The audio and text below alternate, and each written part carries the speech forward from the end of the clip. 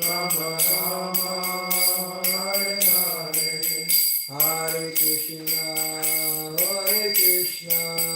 Krishna Krishna, Hare Hare, Hare Rama, Rama Rama, Hare Hare, Hare Krishna, Krishna Krishna, Hare Hare, Hare Rama, Rama Rama, Hare Hare, Hare Krishna, Krishna Krishna, Hare Hare, Hare Rama, Rama Rama, Hare Hare, Hare Krishna, Krishna Krishna, Hare Hare, Hare Rama, Rama Rama, Hare Hare, Hare Krishna, Krishna Krishna, Hare Hare, Hare Rama, Rama Rama, Hare Hare, Hare Krishna, Krishna Krishna, Hare Hare, Hare Rama, Rama Rama, Hare Hare, Hare Krishna, Krishna Krishna, Hare Hare, Hare Rama, Rama Rama, Hare Hare, Hare Krishna, Krishna Krishna, Hare Hare, Hare Rama, Rama Rama, Hare Hare. Srila Prabhupada ki. Divine Grace, Srila Prabhupada ki. Declaration Bhagavatam ki. Gaur Premanande. All glories to the assembled devotees. All glories to the assembled devotees. All glories to the assembled devotees. All glories to Sri Guru, Sri Gauranga, all glories to Srila Prabhupada. Radha and Govinda, they're annoying us tonight. I thought they were going to come. I hope Radha didn't take offense. She texted me and asked me how I felt after the meeting. I didn't have the heart to tell her. I almost had to go to the hospital due to heart problems. I felt like I didn't want to have to tell her that, so I ignored Well, it. on Wednesday night, I had asked her if she was going to announce it, and she said yes. So I ignored the text. Oh. But I've been having some serious heart problems again, so I was. Was it the same time last year also? About the same time. April. It was April. Yeah. April 22. Yeah, it was around April April 16. I didn't go this year. Last year I did. I had pericarditis problem. For sure? Like they diagnosed you and everything? Yeah. But it went away and then it came back. Anyways, if it becomes chronic, and it could be a serious problem. But anyways, there's no serious problems for devotees. Our only serious problem is Krishna, going back to Godhead. Okay.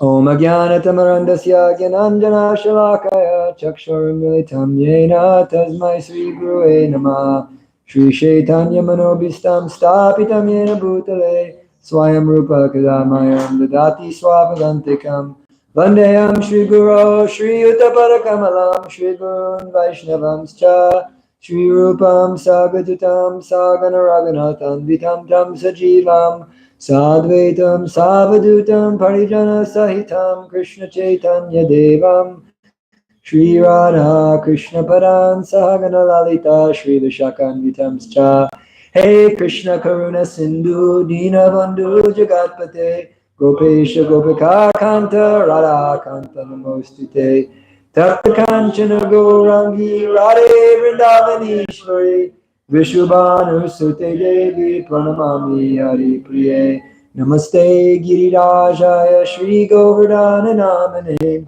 Ashesha Klesha Nashaya Paramananda Daine Vancha Kalpatarobhyascha Kripa Sindhu Vyevacha Patitanam Pavanebhyo Vaishnavebhyo Namo Namah Mareka Bando Matsangin Madguro Manmadana Madnistaraka Madbhagya Marananda Namostute Asaru Saru Tadaya Natini Chotatakara Hanamuncha Karachimam Brihna Ritkatayospara Jaya Shri Krishna Chaitanya Prabhu Nityananda Shri Advaita Gadadhar Srivasari Gaur Bhakta Hare Krishna, Krishna Krishna, Hare Hare, Hare Rama, Rama Rama, Hare Hare. Hare Krishna, Krishna Krishna, Hare Hare. Hare Rama, Rama Rama, Hare Hare. Hare Krishna, Krishna Krishna, Hare Hare. Hare Rama, Rama Rama, Hare Hare. Hare. You do that the whole class. The Bhagavatam class. Om Namo Bhagavate Vasudevaya. Om Namo Bhagavate Vasudevaya. Om Namo Bhagavate Vasudevaya. Om Namo Bhagavate Vasudevaya. Om Namo Bhagavate Vasudevaya. Om Namo Bhagavate Vasudevaya. So, Hare Krishna, everybody. Thank you all for coming. And the last verse we ended on was the Emperor verse. Krishna is the Supreme Personality of Godhead. That was number 28. So we're going to be starting with 29. This is the Phala Shruti. I have questions about one of them first. Okay, we're going to start off with the questions. Hit me. 23 was when they are in incarnations, Lord Gauranga, Lord Krishna, blah blah. And by doing so, he removed the burden of the world. What does that mean? Is that like a Jesus sort of thing? Removing the I wish it was like that. No, he actually slaughtered many demons. No. John Wick. Yeah, Krishna was. Well, actually, the real John Wick was Lord Parshuram. Lord Parshuram was the incarnation of Krishna who killed the Kshatriyas 21 times. And because he appeared to destroy the demoniac generals on the planet, but he always comes with his own story, and so they actually killed his mom, and that was it. So he actually killed him at the speed of mind. To quote my dear saintly person, talking buckets of blood and mountains of bones. Removing the burden is taking out the backpack. Haribol. Radha's here? I was scared you were mad because I didn't text you back. No. I was feeling like I didn't want to text you back. I had like a heart injury after the next day. I had to go to the hospital. So I was like, I don't want to hurt her feelings like that. Unfortunately, so. It's okay though. It's not because it's It's a yearly thing. it's all right. Yeah, it's a yearly thing. They put 60 last year. Actually, the same stuff was happening. I was like last year I was like, there's all this stuff going on too. But I think it was different. Anyways, I also threw my back out at the gym. It's kind of a weird but I was thinking, I hope Radha's mad because I didn't text her back. Not mad. No. Some people get very upset with me. It's very, very, very hard to make me upset. Very, very hard. So challenge. No, it's not. I'm just saying. Okay. So now we're going to hit the Phala Shruti. Anybody know besides Gauranga? What's a Phala Shruti?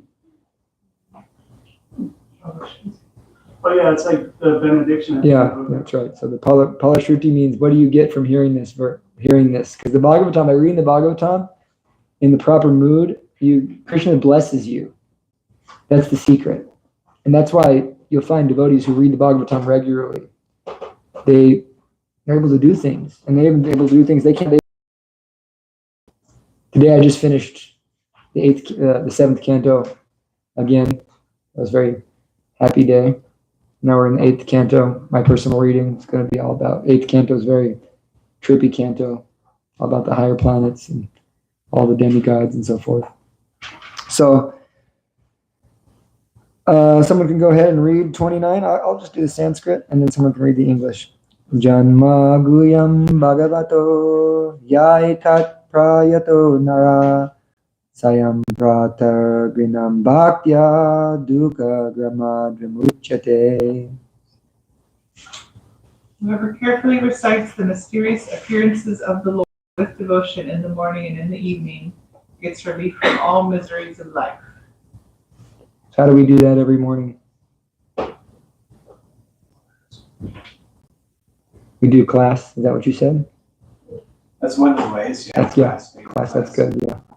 I didn't think of that one. I was thinking of, we sing the Namaste Narasingaya. So we sing about Prahlad Maharaj and Krishna every morning. And we chant Hare Krishna. That also counts. And we read a little Bhagavad Gita every morning for those who are in Mangalarti. So I'm going to read a little purport. In the Bhagavad Gita, the personality of Godhead has declared that anyone who knows the principles of the transcendental birth and activities of the Lord will go back home, back to Godhead after being relieved from this material tabernacle. What's the verse, Jamuna? What's the verse? This verse that Prabhupada's quoting a verse here. In the Bhagavad Gita, the personality of Godhead has declared that anyone who knows the principle of the transcendental birth and activities of the Lord will go back home, back to Godhead after being relieved from this material tabernacle. For the translations. Janma karma.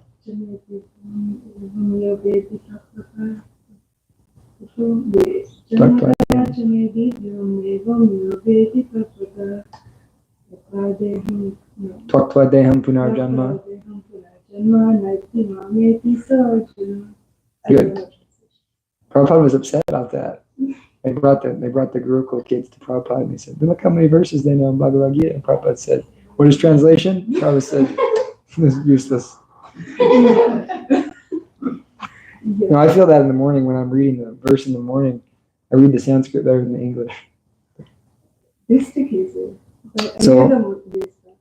So one point that's brought out by our acharyas is the universal form, the Virat Rupa, is not counted among the avatars such as Matsya, Kurma, composed of the Vishuddha-sattva. Why is it not so? And then we're going to hear that coming. So we'll go to text 30. This text 30 through 34 are going to be describing the material forms, gross and subtle, of the Lord. Virat Rupa and the living beings are imaginary. So, Govindamad, Abba? Yeah, 30. Text 30. The conception of the Virat universal Can form. you read the Sanskrit? Yeah. Because it's nice and purifying. Etadrupam Bhagavato Yarupasya Shitatmanaha Maya Guna Virasitam Mahadadidi Atmani. Nice. The conception of the Virat universal form of the Lord as appearing in the material world is imaginary. It is to enable the less intelligent and neophytes to adjust to the idea of the Lord's having form.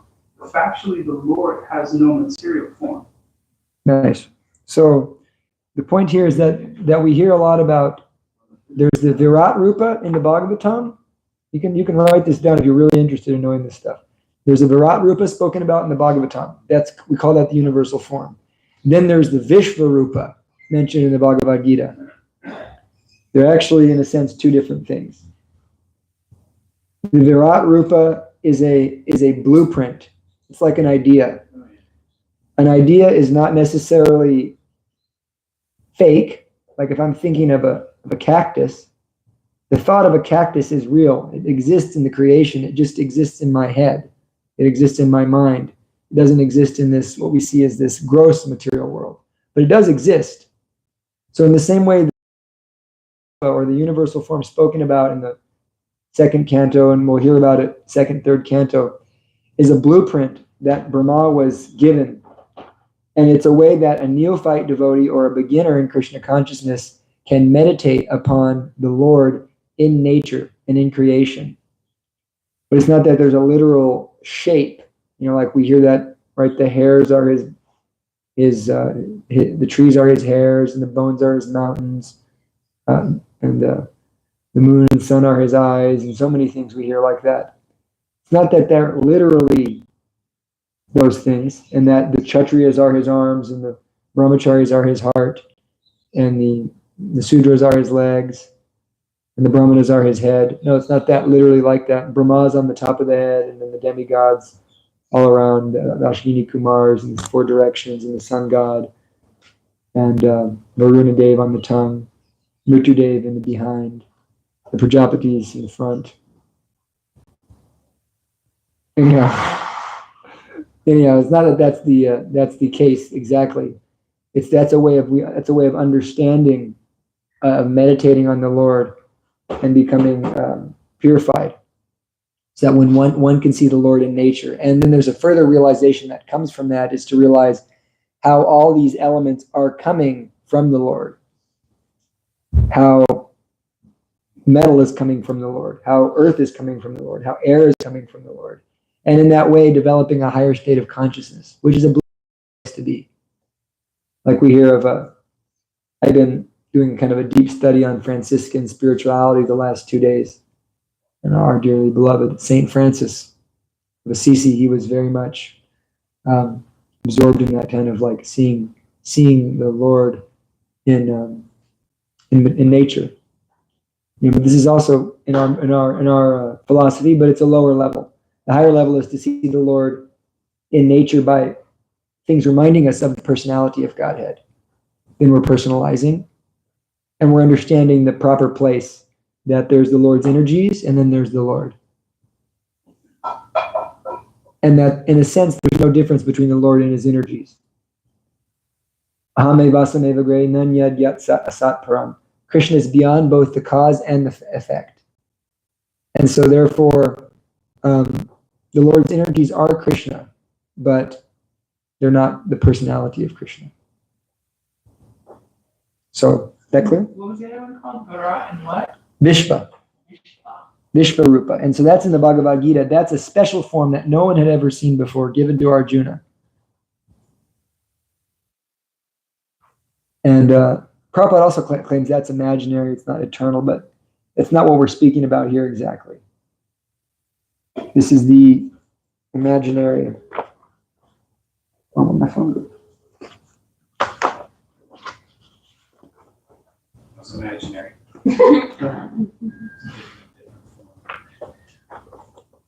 The heck? I thought I saw it under your feet just now. It's No, inside the book. It's inside the book. Oh, okay. Thank you. Okay, so then Prabhupada says the conception of the Lord, known as the Vishvarup or the Virat Rup, he says they're the same in the sense, but I've heard in my Bhakti Vaibhav that they're different. There's some differentiation. Prabhupada calls them the same in this group, so you can take that with a grain of salt, what I just said. It's particularly not mentioned along with the various incarnations of the Lord, because all the incarnations of the Lord mentioned above are transcendental, and there is not a tinge of materialism in their bodies. There is no difference between the body and the self as there is in the conditioned soul. So this is an important thing to understand, that Krishna's body, it's very important to understand this actually, because Krishna's body and Krishna's form are transcendental. It's actually, this is so important to understand. Prabhupada brings this point out so much, and Krishna brings this point out, and the Bhagavatam brings this point out again and again, that the Lord does have a spiritual body, but it's not like our body. And so many people, they have a hard time bridging this gap between, what is impersonalism and personalism, because they can't understand how God can be a person, and how God can have a form, and how God can have a body. And it's hard to bring that into our experiential spirituality. But we can understand that Krishna's form is not a material form. Our form is made out of temporal elements that change. Our form gets old. Our form degrades. Our form changes. Our form is always changing, right? We were once a child. Now we're an adult. Be older. Be old man. So our form is always changing, yet we also can observe that I, whom in the body, the conscious observer that is observing that, he remains the same. We can understand scientifically that your mind has changed. All the cells in your body have changed. Everything about you has changed since you were a child. Yet there's still a conscious observer who remains the same. That's called the soul. That soul is the actual person.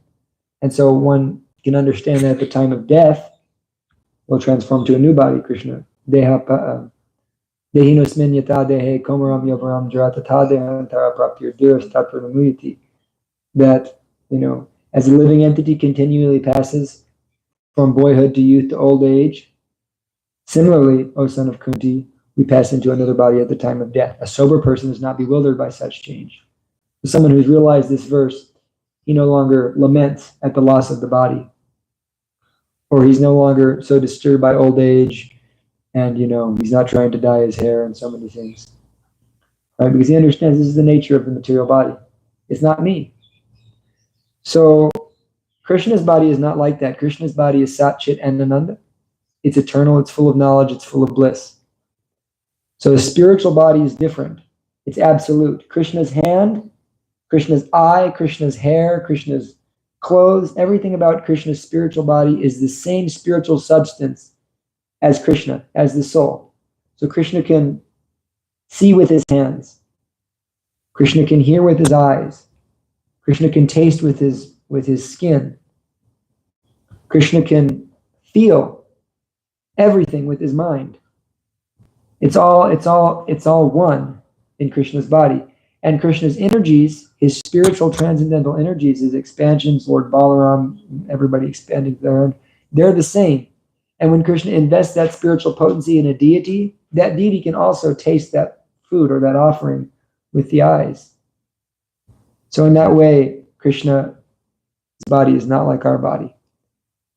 And therefore, there is a personality of Godhead. And it's interesting to note that, Krishna's abode and Krishna are also completely Satchidananda. They're non-different. You can pray to Goloka Vrindavan as if it's Krishna. Goloka Vrindavan isn't a place that Krishna is in. Krishna is Goloka Vrindavan. Param Brahma, Param Dhamma, Arjuna says. Param Dhamma, you're the supreme abode. You're the supreme resting place. Yet he's also a person. This is called Achincha Beta Beta Tattva. He's simultaneously one with and different from everything. And this concept that Krishna brings up so much, in fact, in his way to console the gopis, right? To increase their prema, Krishna gives them this philosophical point that I'm with you all the time in everything. Everything you see is me. I'm in everything. And we have to develop that ability to see God like that, to see Krishna in everything. Is it? But if it's beyond duality, then how does he have opinions? How does he have opinions? He's no good or bad at that point. What do you mean he has opinions? He seems to have a lot of opinions. Like what? Isn't like onions? No, that's not, Krishna doesn't, it's not a matter of just opinion. That's a mundane conception. Krishna's not, the onion is not good nor bad. And in fact, Narada Muni explains in the 7th canto, one should give up this conception of goodness and badness. It's Maya. But there's that which is favorable and that which is unfavorable for spiritual cultivation. So let's say that he just wants everyone to come join him. And that's the draw that causes judgment, misjudgment. You can't say that if you eat an onion, Krishna's gonna send you away. That if you love Krishna, you can eat all the onions you want, in a sense. Bhakti is independent. She's Surat. It's not that, spirituality, and you actually ask, it's interesting because I've been kind of meditating on this in the last few days, that you were talking about experiential spirituality. And everything, all Bhakti yoga is experiential. But there's a beginning stage and there's an ending stage. The beginning stage is that there are rules and regulations to help one come to the experiential stage. But experiential spirituality is independent. It's Surat. We can't say that. Nityananda Prabhu, in all his unlimited glory, he has some very strange behaviors. And we won't go into them. But Nityananda Prabhu has very strange behaviors. And he's the highest, the greatest of all bhaktas. He is the greatest bhakta of Krishna. There's no doubt, besides Srimati Radharani. And that bhakti is Swarat. The love for Krishna is independent. But rules and regulations exist for us to develop a consciousness that we can have that love. So, is necessary. What join Krishna in the rasa dance or join Krishna in Goloka Vrindavan when in our conditional state? We're still attached to the vegams, to the urges of the body. And we still have a mundane conception of reality. We're coming out of animal life, atheism, so many mundane conceptions. And we don't even know what God is, what to speak of who God is, what to speak of what God does. So this is like the process. So we have to become purified. And so the process of purifying our consciousness constitutes the process of bhakti yoga, by which we act in a purificatory way by living in the mode of goodness. So if you eat onions, those affect your consciousness and increase certain passions, certain modes of material nature that make one more bodily conscious, make one more attached to the senses. I was on Easter, I went to my mom's, and she usually doesn't cook with onions, but the family was there. It was all vegetarian, but she cooked with some onions. And I ate out of love for my mother, but man, I felt the effect. I was like passionate, Material desire was increased. So, we can greatly reduce that by following rules and regulations. And it's necessary. There's no way we can avoid it. Like at our stage, you can't say, I'm going to just do it without the rules and regulations. Can't avoid it. It's necessary. Chris? What about when he says in the Bhagavad Gita, and that is my opinion at the end of I knew someone was going to bring that up. I was waiting for it. That's also there's some literary context there. There's some context that Krishna is using, that he's saying his opinion in a humble way. Krishna is being humble as a teacher. Krishna's opinion is absolute truth. It's not that, if Krishna gives you his opinion, that's pretty much absolute truth. That is my opinion, Krishna says, he says, I'm the supreme personality of Godhead. I live in everything. And out of all yogis, he who abides in me is the highest of all. That is my opinion. And it's kind of like wink, wink, Opinions maybe just not a great English. What do you know what? I'd have to look in the Sanskrit. Yeah, so maybe Yoginam api sarvesham madhvitantar atmana shravam bhajate yomam yome makta same yukta tamo mataha same yukta tamo mata. Yoginam api madhvitantar atmana. I don't think that word's in there. That a word that correlates. Yeah, so Prabhupada may have just translated it. Shravam bhajate yomam same yukta tamo mata. I don't think there's a word in there that translates to opinion. See, I know you can break down every word in that Sanskrit. So, but there's other verses. He says that also at the end of Bhagavad Gita. I have to check that one. I don't have that one memorized. What? At the end of Bhagavad Gita, isn't it Sanga speaking? Oh yeah, it's true. Yeah, it's probably the word for really, about the way I see it, in my opinion. But Maybe, yeah. Maybe, yeah, that's probably Like it. that's my mind on the matter, or something Yeah. to that effect. Versus reading that. Okay, we're cool to move on. Any questions on that? Krishna's body is transcendental, Satchitananda Ishvara, Parama Krishna, Satchit Ananda Vigraha. What's that? It's important to understand. Gauranga has a question. Wow. Not a question, but I just looked it up. And the word matam can translate as opinion or injunction or approver or considered. The mind, his mind on it, Matiya. My conclusion. Oh yeah, conclusions. Okay, nice. Thank you. So it's an important point. I'm bringing it out a lot. We're stressing a little, just too much, but you have to understand that Krishna's body is transcendental, that everything he does, everything he is, all of his paraphernalia, all of his associates, they consummate in him. It is him. He is also his paraphernalia, his entourage, yet he still remains the center. We live in him and we live with him. This is the words of, this is experiential spirituality, actually. Okay, we'll go to 32. Gauranga can read. 31. 31. Gauranga can read. Okay. Yatanvasi me khao renurva partivonne evam drashtari vishyatvam aropitam abudhevi. Clouds and dust are carried by the air, but less intelligent persons say that the sky is cloudy and the air is dirty. Similarly, they also implant material bodily conceptions on the spiritual self.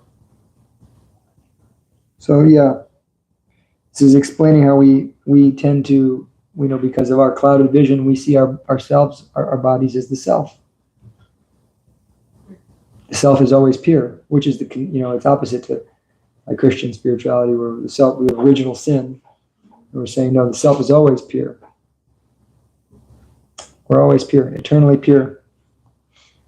And so we can just bring out from this that, in meditating on this point, which is something you should meditate on, Srimad Bhagavatam says, Ritartam yat pratiyeta na pratiyeta chatmani, tadvidyam atmano mayam, yata baso yata tamaha.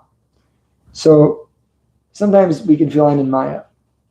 Maya means, in essence, feeling of separation from God. And Krishna's solution to that is he's telling the gopis, he's telling his associates when he's separating from them, I am always with you. There is nothing but me. Vasudevam sarvamiti. I'm all there is. There's no point where you can be where I'm separated from you. So the sense of separation from God is in itself Maya. We feel like, oh, I'm so far from God. This is Maya, actually. Krishna is always with us. And so one can kind of bring that out. Well, the gopis always feel separation from Krishna, right? Yes, but they're always thinking of Krishna. And in that sense, they're in ecstasy. They're always thinking of Krishna. They're in ecstasy. So that separation is not like mundane material separation. This is called vipralamba bhav, which is a type of spiritual ecstasy. The sense of separation from God, which is the ultimate yoga or union with God. This is like the pinnacle of our theology here. Vipralamba bhav. Love and separation. It's not like material separation. Mom dies and now she's gone and I miss her. No, when Krishna is gone, my sense of Krishna consciousness increases. And I think anybody who's been to the Holy Dham can experience that. And when you're away from the Holy Dham, you live more in the Holy Dham than when you're in the Holy Dham. You're thinking about Mayapur all the time. Mayapur. Everything reminds you of Mayapur or Vrindavan. And in that way, everything's reminding you of Lord Chaitanya. You're always meditating on Lord Chaitanya. So, sometimes we can say, I feel like I'm in Maya, or I'm feeling so fallen. How many of us feel like we're unworthy sometimes, or impure, So that sense of unworthiness, that's Maya. If it's affecting our services, if it's affecting our ability to practice spiritual life, it's Maya. Krishna always loves us.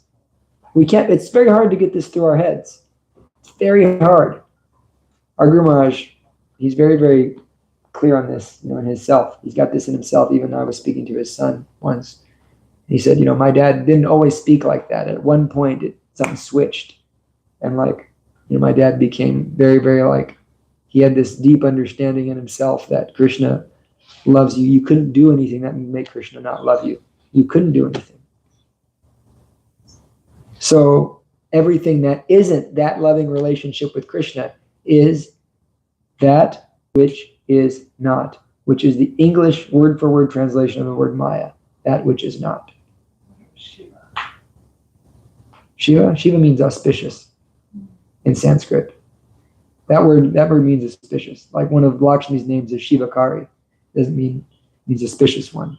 Or we say, Dharma prodito kaitavota paramo niramatsaranam satam Vedyam vatstavam atra vastu shivadam tapa trayon mulanam shivanam tapa trayon mulanam. It's auspicious for everybody. So the word Shiva means auspicious, but Maya means that which is not.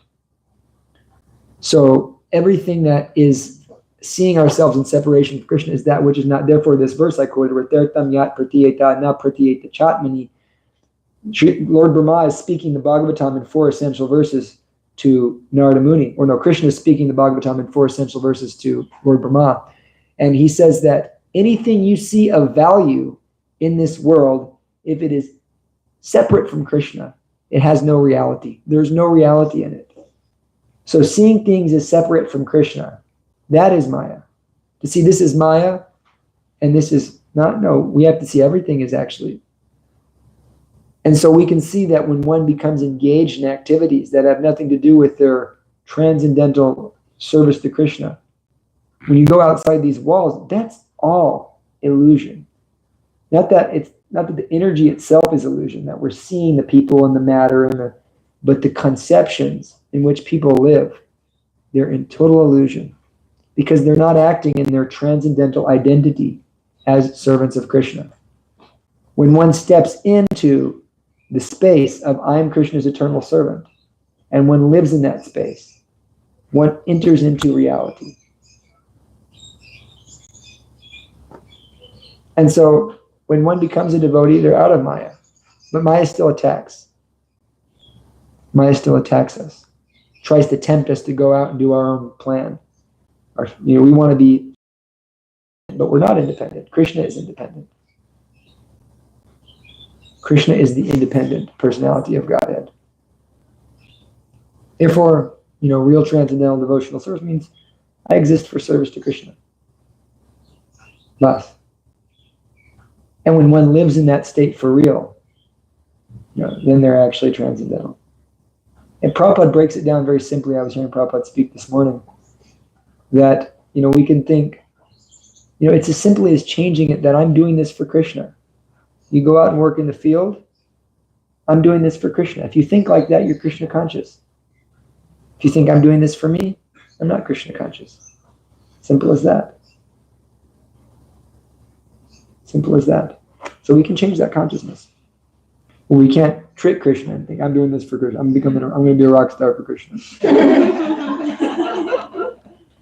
We don't want to trick. We can't trick Krishna. No, we have to be honest with ourselves. Isn't that what most of the temples are about? What do you mean? Make me a rock star, Lord, whatever. Well, I think some people pray like that, but we certainly don't. And some people may come here and do that weird thing, but we don't. Like pure devotee doesn't mean he doesn't have desires. Pure devotee means he doesn't go to God to fulfill his desires. The instant you go to God and you say, my dear God, I want this, then... What if it's like, save me from my terrible mother-in-law, husband, whatever? Well, it's good that we're going to Krishna. It's pious. It's wonderful that we're going to Krishna. But we should pray more. Our prayer is more or less the pure. What we're really trying to cultivate is, Krishna, I am yours. I have to suffer whatever I have to suffer. Let me suffer whatever I have to suffer so that I can become the best devotee of you. But don't let me forget you. Don't let me forget you. I'm your. I will never ask you to fulfill my desires. Take them away so that I can be a pure servant of you. Suffer so that I can become purified, because it's worse. This way the pure devotee prays. But if we can't pray that way, that's good. Still go to Krishna. Krishna says, Sukadeva Goswami says, Kama sarva kama va moksha kama udaradi tivrena bhakti yogena yajita purusha param. Akama, whether you have no material desire. Sarva kama, whether you have unlimited material desire. Moksha kama, whether you want liberation. Tivrena bhakti yogena, those who are broad-minded. Yajita, those who are broad, purusha param, they perform bhakti yoga to that supreme personality of Godhead. So in all cases, the best bet is to perform bhakti yoga. Don't go to the demigods. So in any case, if we can't be, Amy's going to ecstasy. She's been like, we're jogging off. we can turn the fan off. You were speaking nicely. I said it for you. Anyhow, My dad's doing it. we can turn the fan off. Someone's cold. Anyhow, if you're cold, yeah, go ahead and turn it off. Anyhow, so does that make sense? So yeah, we shouldn't approach Krishna for material things. If we want to cultivate pure devotion and service. But if we go to Krishna, that's still good. We'll become purified. We'll become purified by associating with pure devotees. 32.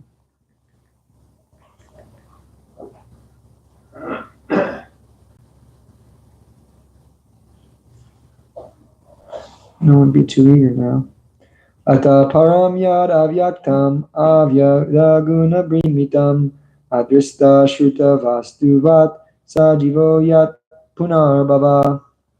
Beyond this gross conception of form is another subtle conception of form, which is without formal shape and is unseen, unheard, and unmanifest. The living being has his form beyond this subtlety. Otherwise, he could not have repeated birth and deaths. I'm going to read let me see here.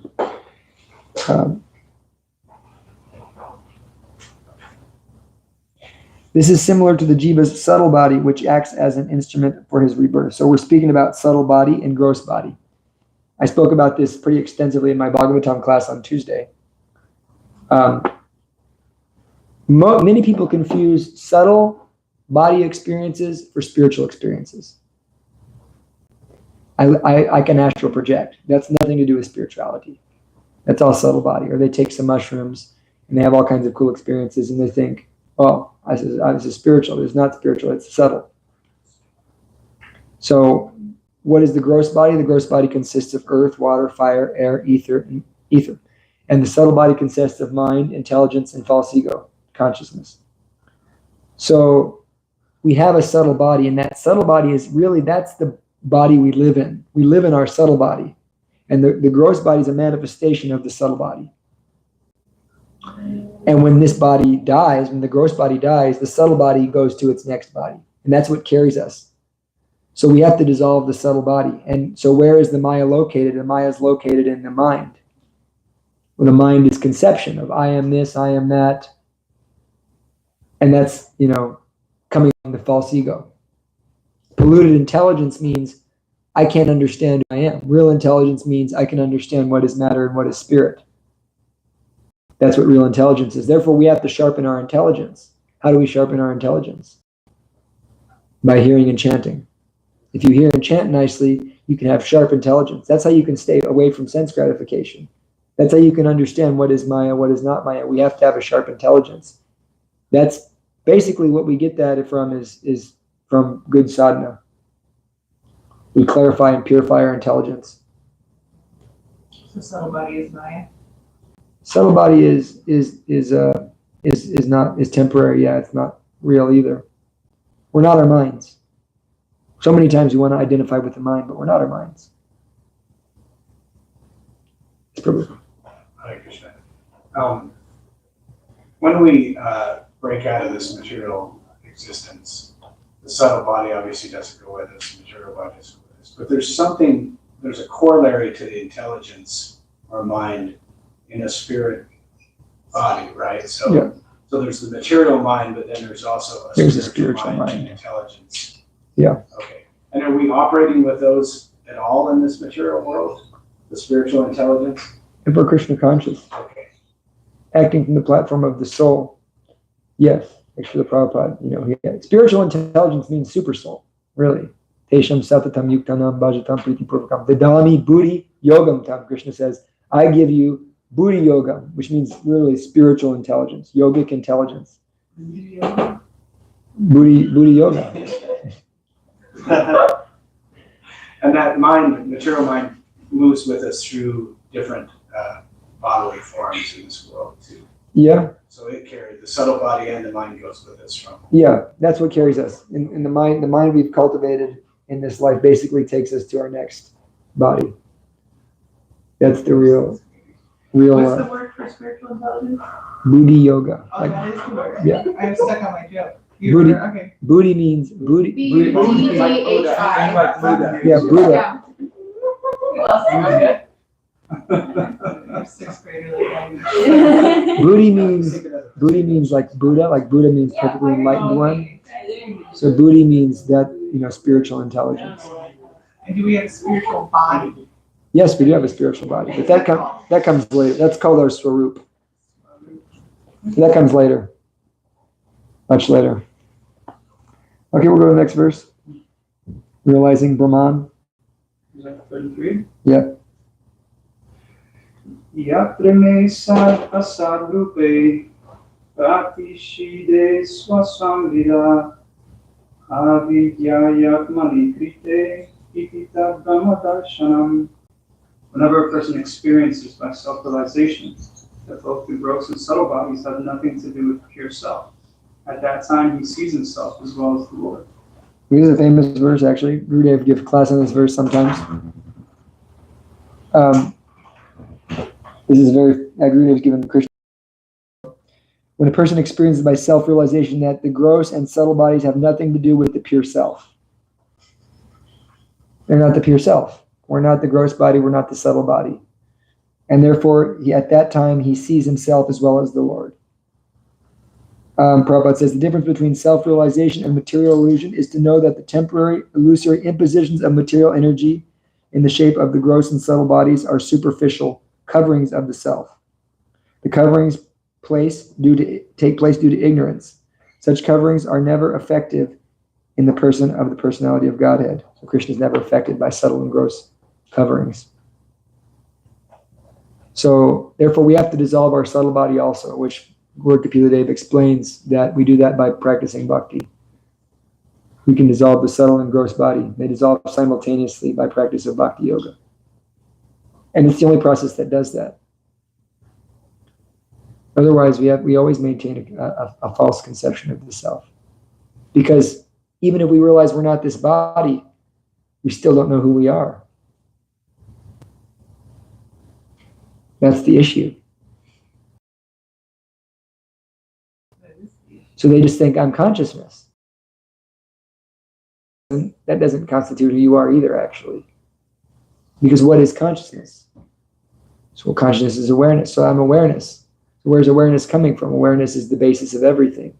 No, Krishna is the basis of awareness. Krishna is the basis of awareness. Awareness is a symptom of life. Dead things don't have awareness. So if awareness is the basis of everything, what is this? Does this not exist? So therefore, Krishna says there's superior and inferior energy. So the base that we do have, our position is that we're of God.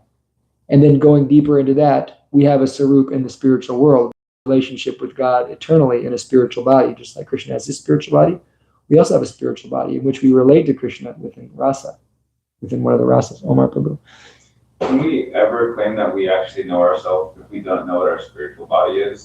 If we don't know our spiritual body, that seems to be like linked to who we are, right? Yeah, full self-realization at the fullest stage means one knows their spiritual sarup. But there's different levels, as Arjuna Prabhu says. There's different levels to spiritual realization. One can realize myself as, I'm a servant of God, which that's where we focus. We don't want to start messing around in the sarup world. We're not there yet, and we shouldn't try to be. It just comes naturally. But at a certain point, one does realize that I have it's not like even a realization. It's an experience that my service to Krishna has become so intense. And the relationship is developed to such a level that I'm starting to see Krishna as my son, as my lover, as my friend, and so forth. And then that just becomes who we are. Internal experience. Cool? Shall we go to 34? Omar can read. He's a good reader. The translation. You just want whatever you like. If the illusory energy subsides and the living entity becomes enriched with knowledge by the grace of the Lord, then he becomes at once enlightened with self-realization and thus becomes situated in his own glory. Very nice.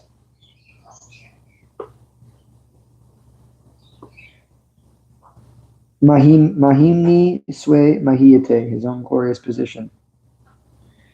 So we have to subside the illusory energy.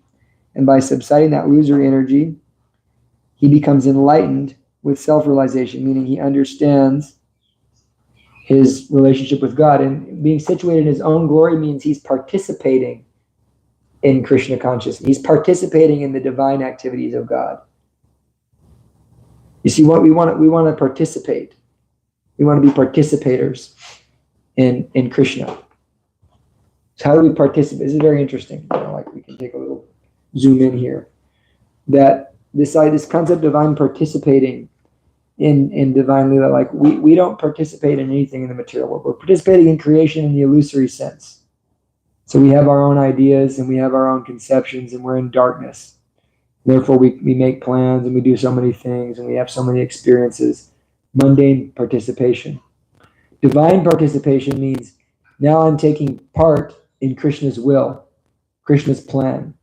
So the amazing thing is Krishna has a plan to, Krishna has an, in the Bible it says that when God finishes things, everything unto its own glory. He finishes everything and takes it to it. He has his own ends. And so we can either participate in that or not participate in that. And the funny thing is that even if we don't participate in that, we're still participating in that. And that's a miraculous thing. Has anybody here read the Silmarillion? I've tried. I mean, it's a little harder than the books. But Yeah, it's a difficult book. There was one line in there where at the beginning of creation, the God character, Silmarillion's the Lord of the Rings multiverse, and the God character, he says, he creates these beings of thought, and they're all singing. And one being, Melkor, he begins to sing his own tune. And he's chastised 3 times, and the third time, Iluvatar, Krishna, essentially becomes very serious and says, although you're creating melodies of your own, and you think they're separate from mine, they're only parts of harmonies that you can't even understand. You still are participating in my divine plan. So we can't escape that. But we can take active participation in that. We can act under the illusory energy or the material energy. And so when we think of Krishna's ultimate Leela, his ultimate fun, Krishna's ultimate pastimes, the fun and the beauty and the grace and the joy that God is doing, what is that? We think of the rasa dance generally. We think of Radha and Krishna and the gopis, and they're participating in this ultimate experience, this ultimate spiritual experience, where we can think of different conceptions of God. There's God. He's God in nature. There's God in form. There's Krishna, and then there's God in his energies. And then there's God in his energies in an unrestricted way. So we have Parakiya Rasa, right? The Rasa dance is Parakiya Rasa. It means that there's Krishna's doing something that is totally crazy. He's out with the gopis in the middle of the night. He's experiencing this pastime with his energies. No rules. There's no rules on him. There's no strictness. There's no concessions. Krishna's letting it all out. And they're having the rasa dance. So this is the highest conception of God, that I'm with my energies experiencing unlimited love in the rasa dance. And so in understanding that, we can participate in that in our own self-realization. We can join that by participating in the Sankirtan movement, because Krishna says that Mahatmanas tumam parta daivim prakritim, that we can take the shelter of Radharani, of the gopis of that world, daivim prakritim ashritaha by satatam kirtayantamam yatantashtrujavata namashantashtimam parta. So the Sankirtan movement, satatam kirtayantamam, always chanting Krishna's names, endeavoring with determination to serve Krishna, bowing down before Krishna. When we take part in this movement, we're taking part in the divine Leela, Lord Chaitanya's Leela. When we really engage in the process of preaching Krishna consciousness and actually jumping into this and doing kirtan, when you guys are going to go to sadhu sanga, some of you'll experience that insane, mind-boggling experience of what in the spiritual world is like in this world. Because by doing sankirtan, we're participating in Krishna's divine pastimes. And so in that, and in that only, when we take that participation in the Yuga Dharma, we become situated in our own glory. I mean, we become fully spiritualized beings. And internally we have our Sarup, and externally, like Srila Prabhupada, situated in his own glory. Does that make sense? Okay, continuing on. 35, right? So this section is called Describing and Understanding the Lord.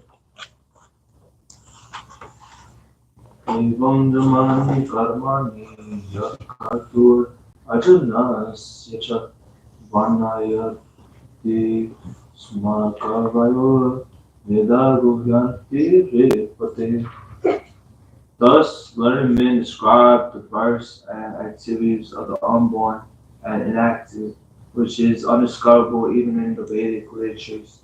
He is the Lord of the heart.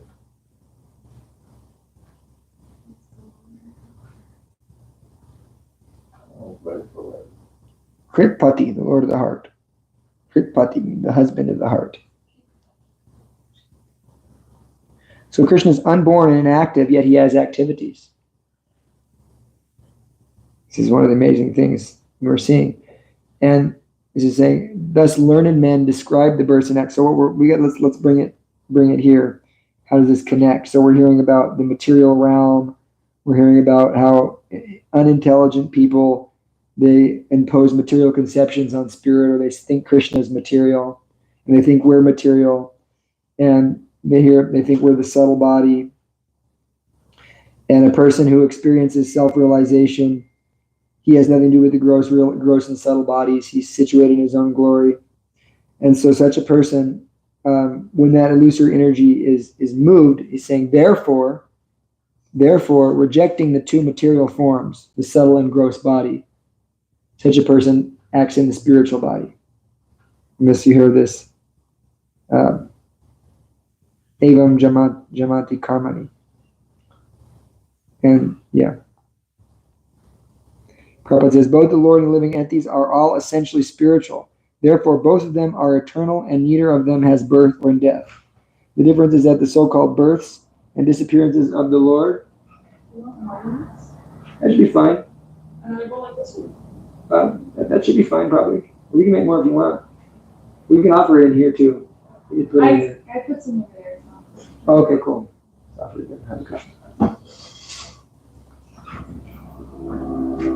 Both the living entity, the difference is that the so-called births and disappearances of the Lord are unlike those of living beings. Living beings who take birth then accept death are bound by the laws of nature. So some people think like it's a common thing we hear. I chose to come here. I chose this incarnation. When I chose to come here, I made this plan to, it's part of my starseed karma to, and to do that. I'm sorry to be like the bubble popper for a lot of people. 'Cause that fries people out big time when you tell them, like people who have that, this is my twin flame. Yeah. Really, it's a big bubble popper. But Krishna explains, Prakriti kriyamanani guna karmani sarvasaha ahankara vimudatma kartahamiti manyate. That verse applies for all levels. Krishna says, the living entity, that's you, bewildered by false ego, that's me, thinks himself the doer of activities that are in actuality performed by the modes of material nature.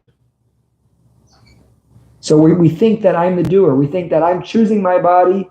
We think that I chose my parents and that I did this and this is but actually this is all an illusion based on the modes of material nature. You're being forced. Sometimes we're forced. We think, I got to go to the bathroom. You didn't make that choice. Your body's making that choice for you. And so someone in the modes, when it's like, if I'm attracted to some Maya, say a beautiful woman walks by and they're attracted. You didn't choose to be attracted. You're under the influence of the modes. And therefore, when you're totally covered by the modes and false ego, now I got to go pursue because I'm in the modes. Totally in the modes. There's no consciousness there. But I'm thinking I'm going to pursue this. So how do we break that? We break that by Guru's mercy. When the Guru cuts and gives us divine seva, now my choices are simply based on intelligence, which is given from God and Guru and Krishna. Actually, intelligence is coming from Guru, both Chaita Guru within, Diksha and Shiksha Guru without. When that intelligence is established, now I know how to accept and reject that which is favorable for my Krishna consciousness. And so therefore, even though the attraction is there, I don't act on it. So although I'm still being controlled, I'm not the doer. I'm still not the doer.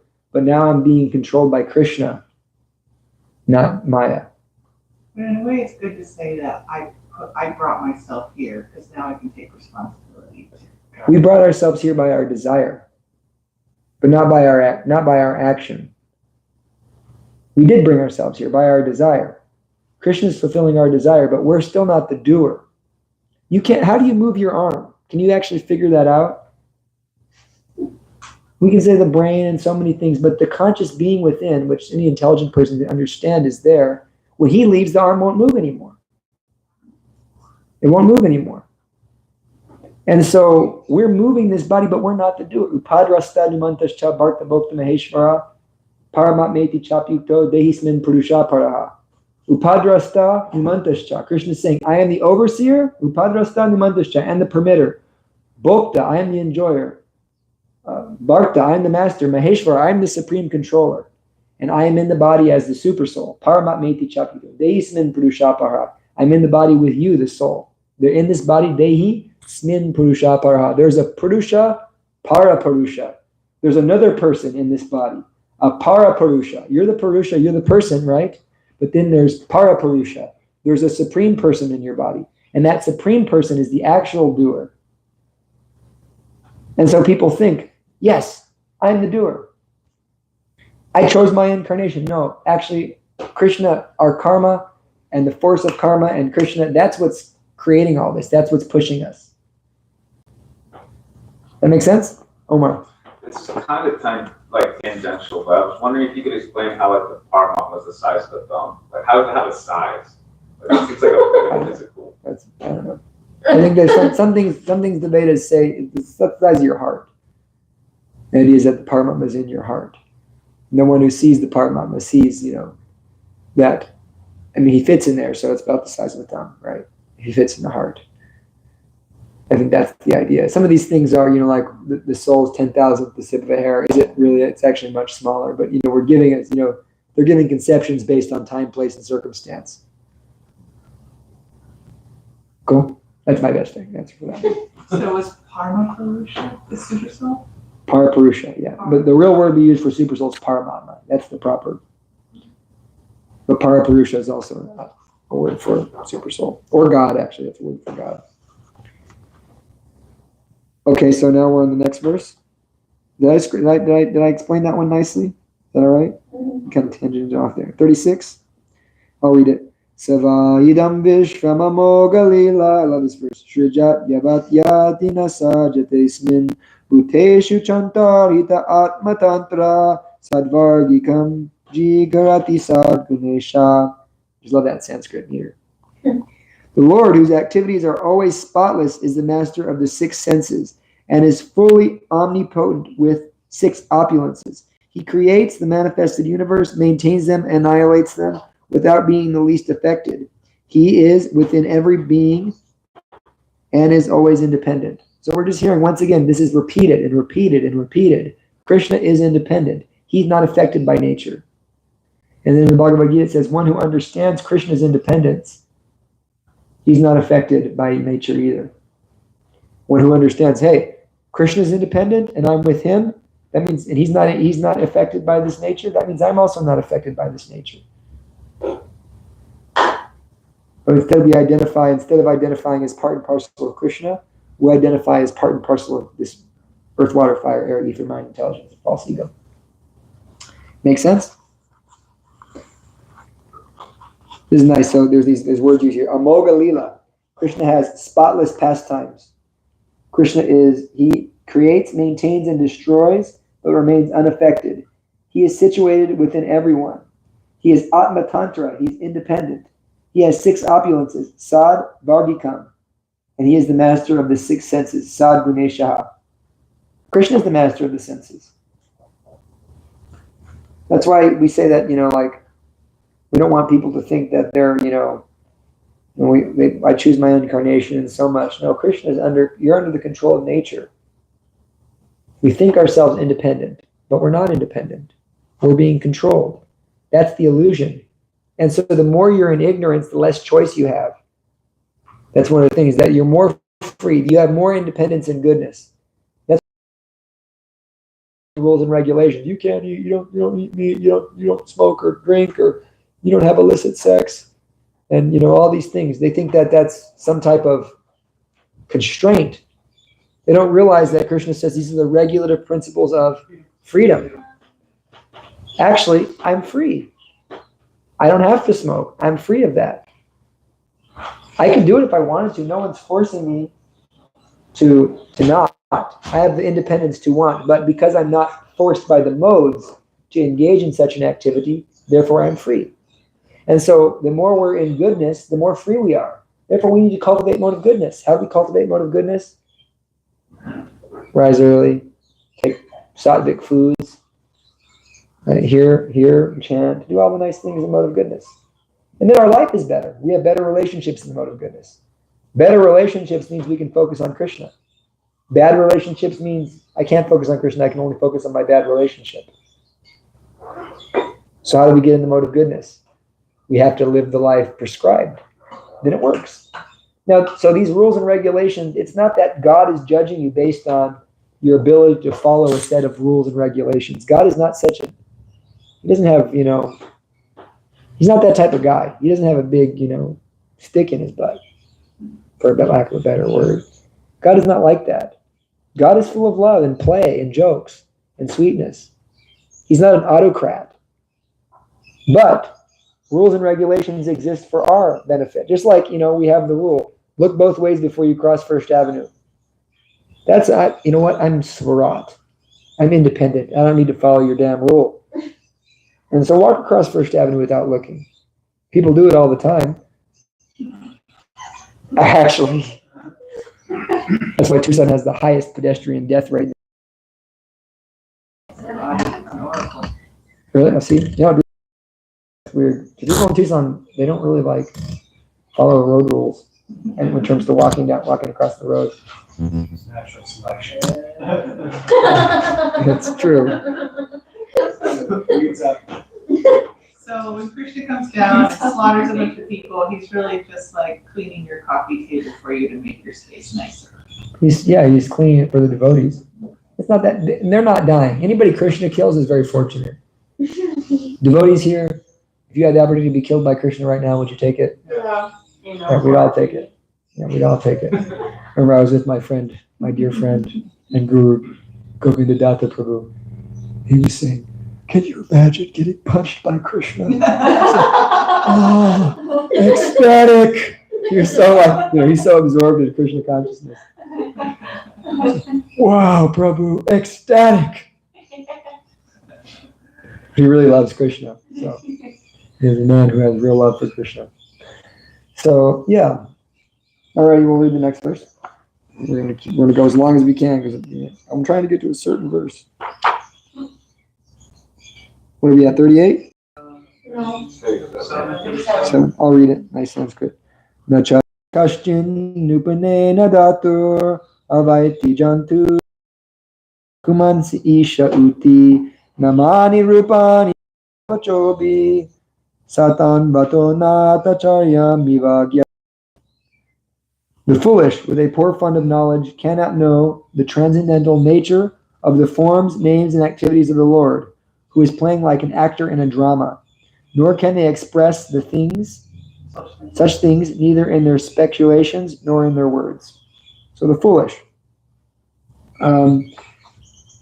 He is Datu, he's the creator. He's the one who holds he holds the chariot reel. Ratangapani.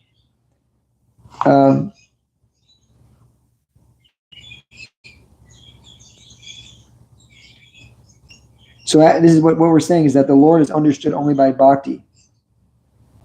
And so then Vishwanath Chakravarti Thakur brings out this fact in his commentary that after hearing that the Lord is understood only by bhakti, the sages of Nambisaranya were lamenting that they did not have bhakti. To encourage them, Sutta Goswami praises their transcendental inquiries. In the next verse, after speaking all this, sometimes if you're a speaker of Bhagavatam, you speak a lot. Sometimes you say something, and it hits people really hard. Like, I just crushed their whole life. I just pulled them out of illusion and basically I smashed their conception of life and I called them out for their Maya. And so now you got to build them back up. And you got to build them back up. Hey, it's all right. You ask the good questions. And that's what Sutta Goswami is doing. Oh. I lost my place. Okay, now. 39. 38. Okay. I just gave class on 38, so someone can read 38, then we'll go to 39. Only those who render unreserved, uninterrupted, favorable service unto the lotus feet of Lord Krishna, who carries the wheel of the chariot in his hand, can know the creator of the universe in his full glory, power, and transcendence. So only devotees can know Krishna. That's what we're saying, is that you can know other things. You can be spiritual. But if you want to know this personality of Godhead, if you want to know Krishna, then bhakti is the way. Can you tell me what a chariot is? A chariot I is, know what a chariot is, but what does it mean to you guys? it's a chariot, like It's just a vehicle? with horses. It's not like a Merkaba or how you create material energy? No. None of that But stuff? the wheel was a weapon. The chariot, Krishna picked up a chariot once and was going to fling it at Bhishma Dev because he was protecting Arjuna, and so therefore he's called Chakradhar or Chakrayuda. He has that name. So that means badass. Yeah, Pretty much. yeah, it does. That's a great way of putting it. Because the whole pastime is that Krishna made a vow not to fight.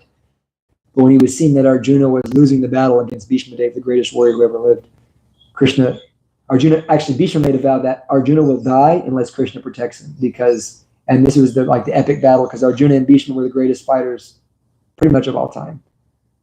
And so, We was trying to call him out and get him involved, is that? yeah, Bhishma said Arjuna's going to die unless Krishna can protect him. But Krishna had vowed not to protect him. So Bhishma said, I'm going to make Krishna break his own vow. And Krishna broke his own vow out of love for Arjuna. And then Arjuna tackled Krishna. You can't break your vow. So Krishna came, Arjuna's chariot was smashing. Krishna picked up the chariot wheel and he was attacking Bhishma. And Bhishma Dev, although he was fighting against Krishna, he was actually a pure devotee. So he was just like, yes, like, he's just, and then he tackled him. Then the conch blew, and so the battle was over for the day. This is a funny bros, it's like a bro scene. It's a rasa.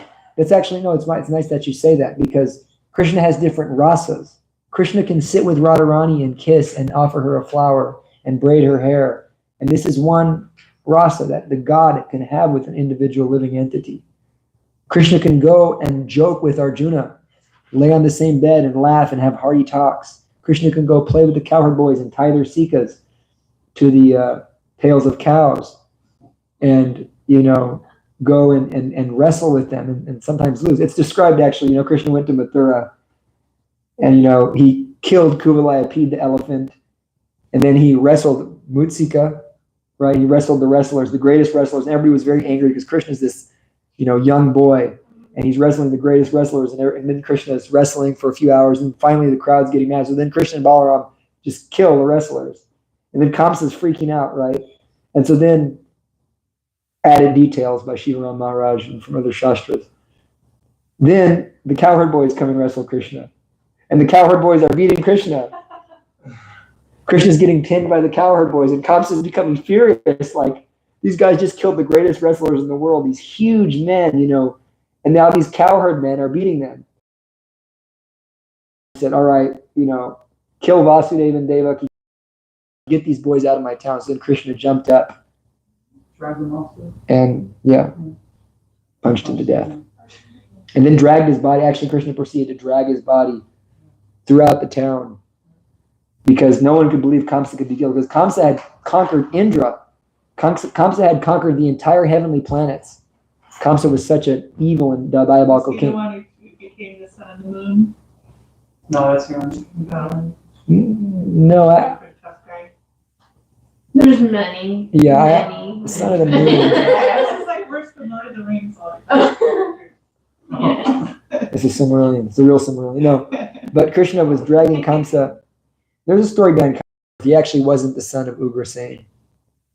He was the son of another. His wife was polluted by another demon, and she took the form of Ugrasen. So Kamsa was actually demon offspring. But so then they dragged Kamsa through the door. Hare Krishna. Take some popcorn now. That's okay, you guys can Okay. I gave some to Shanta. She's very happy. Did you put a lot of salt on it? I put quite a bit. Okay, good. I hope it's not sad. So we'll finish right here. But then, so he's dragging him around, and then Krishna, then once they realized, that's how the people realized, oh, Kamsa's dead. And then they were happy. So yeah, that's why Krishna's Chakradhar. Let me see, what verse are we on? Let me see how many, if we have one more verse or something to go till we reach the next section. Otherwise, we'll just take prasad now. It ends at 44. I know, we're not gonna go to 44. But we can end at,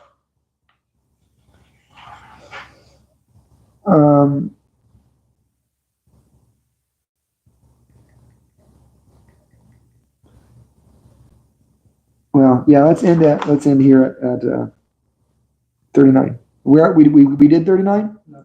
Okay, we'll do 39, then we'll end it, because we're at a new section now. Yeah, we did 39. No. Carries the wheel of the chariot in his hand. It's like- That's 38. Oh. So this is, I already kind of explained, I'll just read it. Only by making such inquiries in this world can one be successful and perfectly cognizant. For such inquiries invoke transcendental ecstatic love under the personality of Godhead, who is the proprietor of all universes, and guarantee 10% immunity from the dreadful repetition of birth and death. So then he's understanding that the sages of Naimisaranya, they weren't bhaktas. All of them. They weren't all bhaktas. So he's saying that actually you're inquiring, so he's glorifying them because they were feeling kind of morose, like, we're not bhaktas. You think you can go grab some plates for the corn and distribute it? Grantha and Bhagavatam Ki. Anybody have any more questions, comments? Cups or plates are good. Cup might be better.